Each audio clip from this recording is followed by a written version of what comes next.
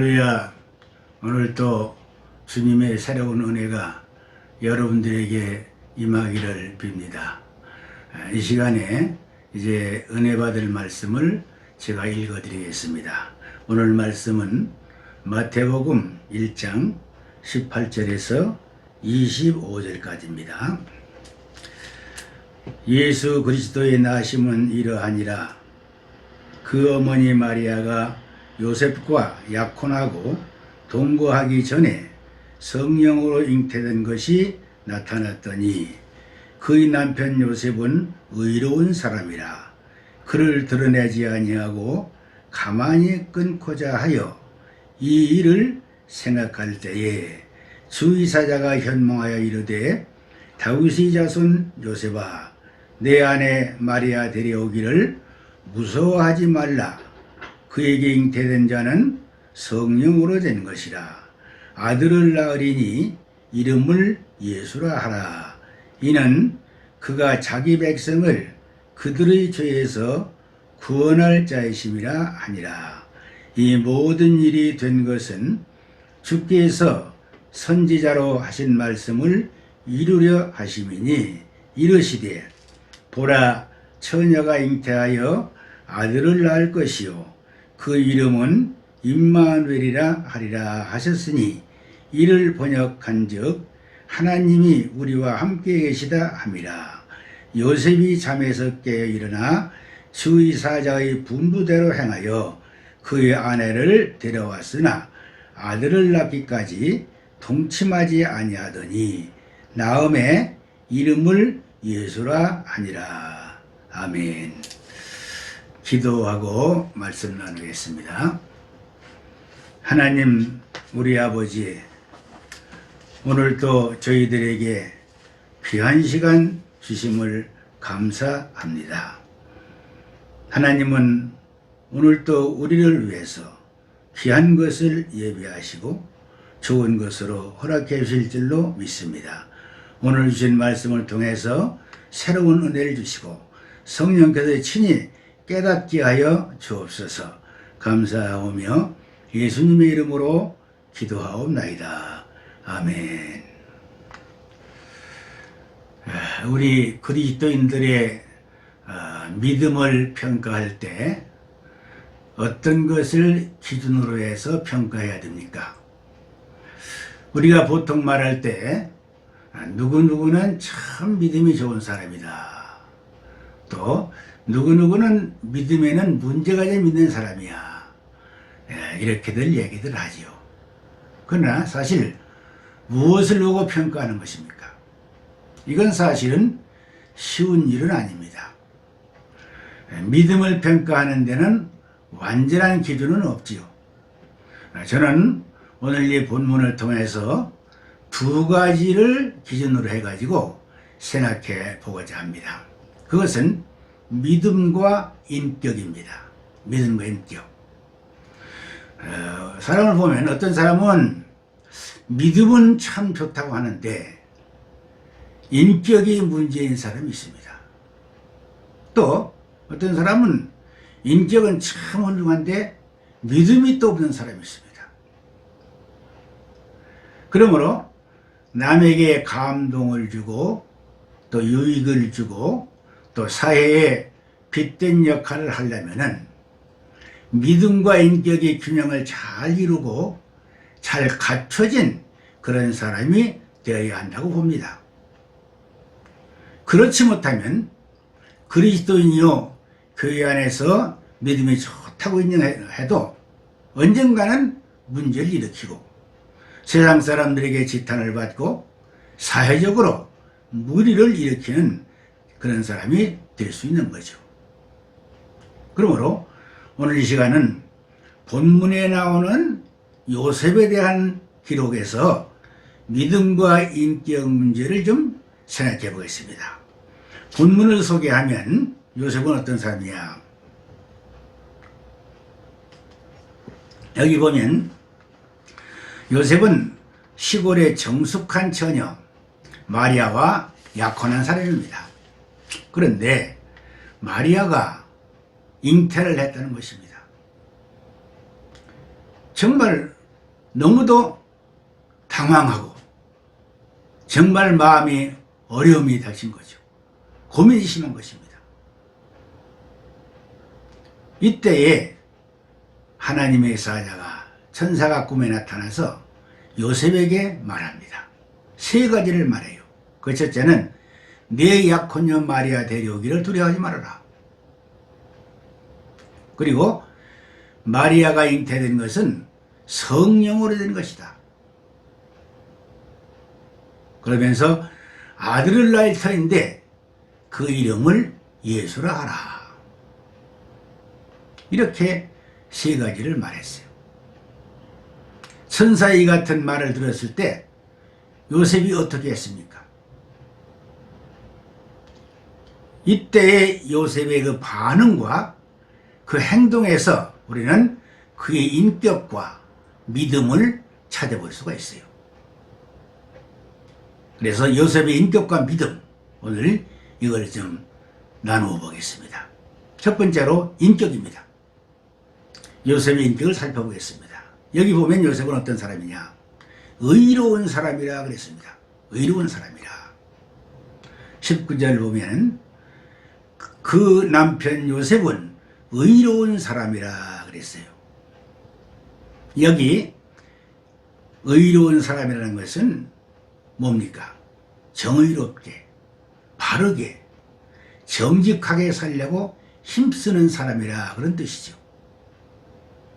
세상엔 잘 사는 사람 많습니다. 그러나 요셉처럼 살아보라는 그러한 바로 살아보라는 사람은 그렇게 많지 않습니다.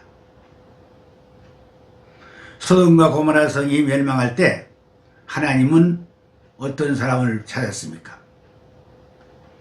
하나님께서 그때 전혀 죄가 없는 아주 정말 전혀 죄가 하나도 없는 그런 사람 찾은 거 아닙니다. 요셉처럼 바로 살려고 하는 사람이 있어야 되는데 그런 사람이 없었던 것이죠. 그러므로 멸망한 거죠. 특히 이 요셉은 여기 보면은 마리아를 정죄할 줄 몰랐습니다. 정죄하지 않았습니다. 보통 우리가 생각하면 얼마나 참 마음이 아픕니까? 불결한 여자로 생각될 것이고 나쁜 여자, 범법한 여자 이렇게 정죄했을 것입니다. 그러나 그러지 않았습니다. 그러면서 24절에 오면은 주의 사자의 분부한 대로 했습니다. 분부한 대로 했다고 했어요. 그러니까 요셉은 자기 뜻이나 자기 주관이 아니고 주님의 뜻대로 행한 이걸 볼 수 있습니다. 오늘 또 우리 주님은 이런 사람을 찾으시는 것입니다. 요셉은 의인이라고 했어요. 인격적 의인이라고 했습니다. 그 다음에 요셉은 어떤 사람이냐? 남의 허물을 드러내지 않는 사람입니다. 이게 인격적이죠.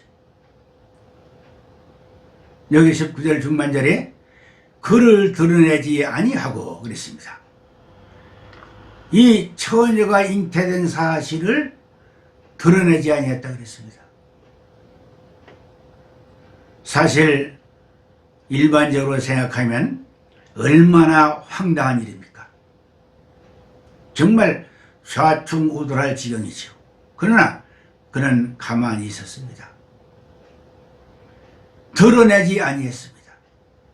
이게 요셉의 인성, 인격입니다. 이 세상에는요 두 종류가 있죠. 한 사람은 어떤 종류냐면은 남의 허물을 찾으려고 애써 뒷조사까지 하고 또 좀 찾으면 그걸 확대해 가지고 드러내는 사람이 있습니다. 그런가 하면은 남의 허물을 덮어주고 감싸주고 또 그를 치유해 주는 사람도 있습니다. 우리는 어떤 사람이 되어야 되겠습니까? 잠언 11장 9절이 이렇게 말씀했습니다. 사특한 자는 입으로 그 이웃을 망하게 하여도 의인은 그 지식으로 말미암아 구원을 얻느니라. 이웃을 망하게 한다 그랬어요. 입으로. 또 잠언 17장 9절에는 허물을 덮어주는 자는 사랑을 구하는 자요, 그것을 거듭 말하는 자는 친한 것을 이간하는 자니라. 허물을 덮어주는 자, 귀한 것이죠. 만약 요셉이면 여기에서 마리아의 잉태된 사실을 덮어주지 않고 드러내고 나팔불도됐더라면 어떻게 되겠습니까? 마리아는 물론이고 요셉도 함께 패가 망신했을 것입니다.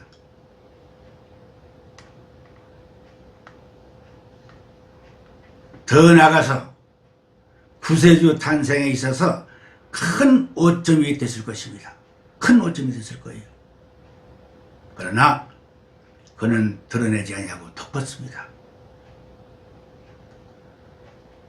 사람이 한 번 드러내느냐 그냥 덮느냐에 따라서, 감싸주느냐 드러내느냐에 따라서 가정에는 가정의 불행이냐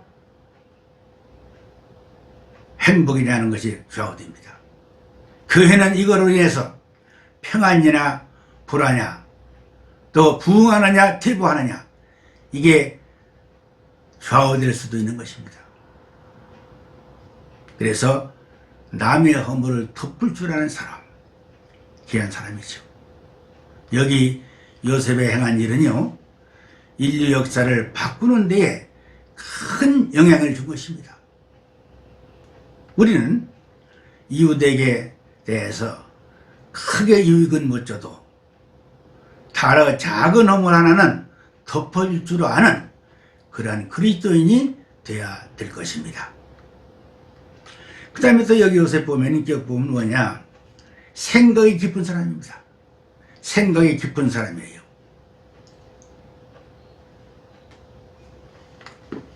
(20절) 상반절에 보면 이렇게 말씀했습니다.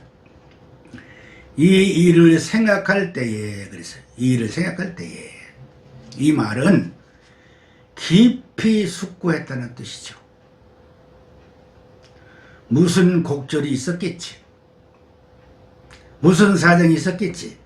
즉 상대방 입장에서 이해하려고 하는 그런 마음을 가진 거죠. 이처럼 생각이 깊은 요셉에게 어땠습니까? 주의 사자가 요셉을 부른 겁니다. 다윗의 자손 요셉아, 이렇게 불렀습니다. 그냥 요셉아가 아니고 다윗의 자손 요셉아라고 불렀습니다. 이건 뭡니까? 이는 구약에 예언한 대로 메시아의 혈통을 말하는 것입니다. 메시아의 혈통을 말하는 거예요. 요셉은 이렇게 의로운 사람이요, 남의 허물을 드러내지 않고 덮을 줄 아는 사람이요, 생각이 깊은 사람이었습니다. 우리 그리스도인은 인격적으로, 인성면에서 그 바탕이 좋아야 됩니다. 요셉은 바로 그런 사람이기 때문에, 그래서 주의 사자가 그를 격려하고 축복하는 겁니다. 이제 크게 두 번째로 요셉의 믿음입니다. 요셉은 어떤 믿음의 사람이냐? 그는 주의 사자가 현명해서 전해준 그대로 다 믿었죠. 그대로 다 믿었습니다. 먼저 자기 백성을 저희 죄에서 구원하실 분임을 믿었습니다. 즉 구세주임을 믿었다는 사실이에요. 21절에 말씀했죠. 아들을 낳으리니 이름을 예수라 하라. 이는 그가 자기 백성을 그들의 죄에서 구원할 자이심이니라. 이 말을 그대로 믿은 거예요. 이게 믿음이죠. 예수란 이름, 이 이름은 요셉이 지은 이름도 아니고 세상의 장명가가 지은 것도 아니고 하나님이 지어주신 이름이고, 이를 주의 사자가 직접 전해준 겁니다. 저들의 죄에서 구원할 자라, 구세주임을 그는 믿은 겁니다. 또한 여기 뭘 또 믿었습니까? 임마누엘, 하나님이 우리와 함께 계신다는 사실을 믿었습니다. 우리와 함께 하시는 구세주임을 믿었어요. 함께 하시는 구세주. 23절에 말씀했죠.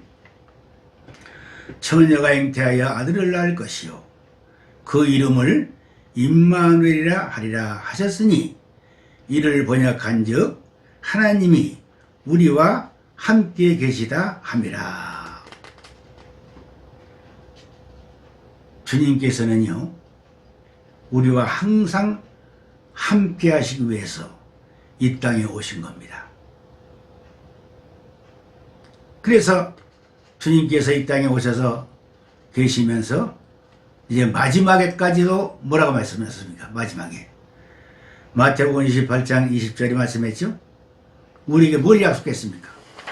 함께 할 것을 약속하였죠. 볼지어다 내가 세상 끝날까지 너희와 항상 함께 있을 것이다. 임마누엘을 약속하셨죠. 거룩하신 하나님께서 낮고 천하고 냄새나고 추한 죄인들과 함께 하신다는 이 말씀이 얼마나 놀라운 사실입니까? 이 임마누엘의 놀라운 역사는 정말 은혜요, 축복이요, 기적인 것입니다. 하나님 우리와 함께 하신다. 이건 기적입니다. 우리 하나님은요 독생자를 보내셔서 우리와 함께 하게 하셨고 독생자 예수 그리스도께서 승천하실 때 이제 승천한 후에는 어떻겠습니까? 그분이 성령을 보내셔서 성령께서 우리와 함께 하시도록 하셨습니다. 그러므로 임마누엘의 역사는 추상적인 사건이 아니고 앞으로 다가올 역사도 아니고 현재 우리에게 실제적으로 구체적인 사건이요 지금 주께서 우리와 함께 하시는 현실적인 역사입니다. 현실적인 역사예요. 그러므로 임마누엘을 믿는다는 거 아주 귀한 겁니다. 우리는 이 요셉처럼 이 사실을 확실히 믿음으로 임마누엘의 계속되는 은혜 속에서 우리는 살아가야 됩니다. 오늘 또 이 임마누엘의 은혜 속에 살아가는 복된 날이 되기를 주의 이름으로 축원합니다. 그 다음에 요셉은 어떤 믿음의 사람이냐? 순종의 믿음의 사람입니다. 순종의 믿음. 24절 25절에 말씀했죠. 요셉이 잠에서 깨어 일어나 주의 사자의 분부대로 행하여 그 아내를 데려왔으나 아들을 낳기까지 동침하지 아니하더니 나음의 이름을 예수라 하니라. 분부대로 행하여 순종했다는 것이죠. 말씀대로 했다는 것이죠. 이게 귀한 믿음이죠. 그래서 그대로 했잖아요. 마리아를 데려왔어요. 그 다음에 이름을 예수라고 했어요. 했습니다. 이처럼 요셉은 아주 순종하는 훌륭한 믿음의 사람입니다.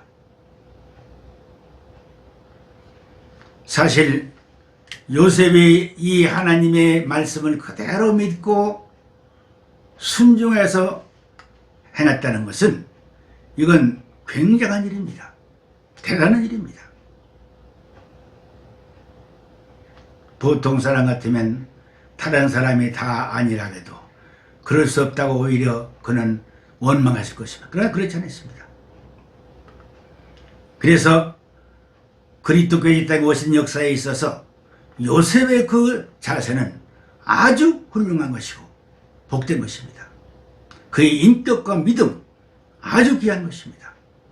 그래서 개혁자 루터는 그렇게 말했어요.